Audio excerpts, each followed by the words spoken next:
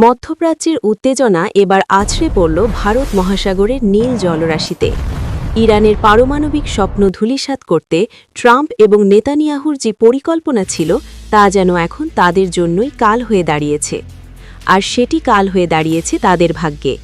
তাদের বিমান হামলার পর থেকেই প্রতিশোধ নিতে মরিয়া হয়ে উঠেছে সাহসী মুসলিম দেশ ইরান। আবারও অপারেশন ট্রু প্রমিস অভিযানে নেমেছে ইরান।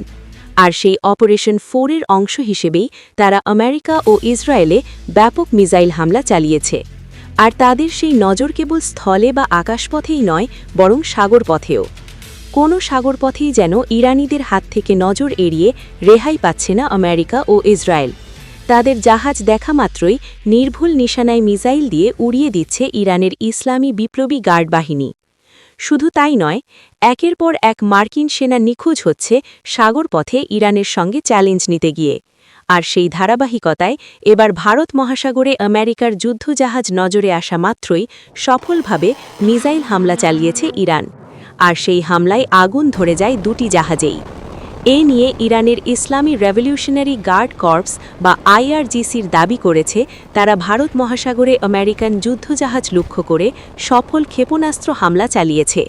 সেখানে গাদার ৩৮০ এবং তালাইয়া ক্ষেপণাস্ত্র ব্যবহার করে এই হামলা চালানো হয়েছে বলে এক বিবৃতিতে জানিয়েছে ইসলামী বিপ্লবী গার্ড বাহিনী। গাদার হল মাঝারি পাল্লার ব্যালিস্টিক ক্ষেপণাস্ত্র, যার পাল্লা ২০০০ কিলোমিটার পর্যন্ত।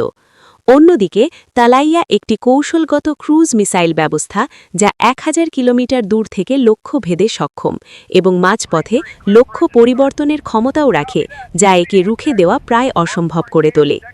এছাড়াও আন্তর্জাতিক সংবাদ মাধ্যম জানায় মার্কিন যুদ্ধজাহাজটি ইরানের সীমান্ত থেকে প্রায় ৬০০ কিলোমিটারেরও বেশি দূরে অবস্থান করছিল, কিন্তু সেই দূরত্ব রুখতে পারেনি ইরানি বাহিনীর নির্ভুল নিশানা।